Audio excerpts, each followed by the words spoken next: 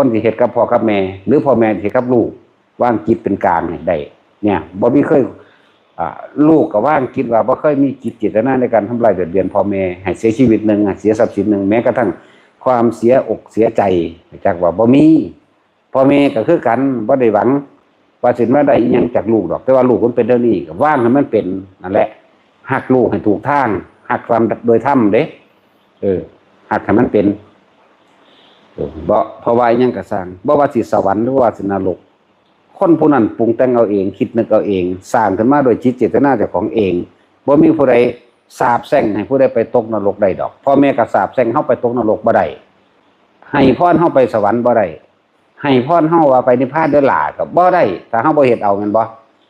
คือกันลูกก็คือกันใส่พรพ่อแม่หวังดีคิดนึกเพียงใดก็ตามโอ้ยกูอยากให้พ่อแม่กูไปนิพพานเด้ถ้าเขาบ่เฮ็ดเอาเขาก็บ่ได้คือกันกูอยากให้พ่อแม่กูตกนรกเด้เขาก็บ่ตกแต่เขาบ่เฮ็ดเอาเนาะนี่แหม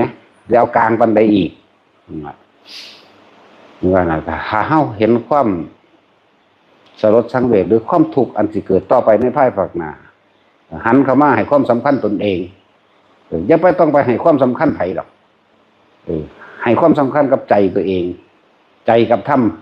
นะเอามาเปรียบเอามาเทียบฝึกหัดในตนเองนี่จะไปเงิดจะไปสะออนไผก็ยังว่าเบิ่งเจ้าของนี่แหละเบิ่งอยู่นี่แหละเกิดมาหลายพ่อหลายแม่แล้วเด้อย่าลืมเด้แล้วที่เฮาเว้านี่พระพุทธเจ้าเกิดมาเท่าใดล้านพระองค์แล้วเนาะสิมาเอาใจ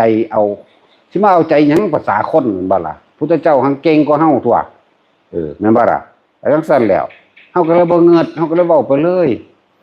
บ่เงิดแล้วถ้าไผสิหักแล้วถ้าไผสิสั่งก็ไม่ไปกินขี้ดังเครียดหลายก็ไปผูกคอตายว่ากูเอาบ่ม่วนนั่นเนาะเขียนต้นไม้บอกพร้อมเด้กูจังสิเชื่อกูสั่งบักหานี่เด้อ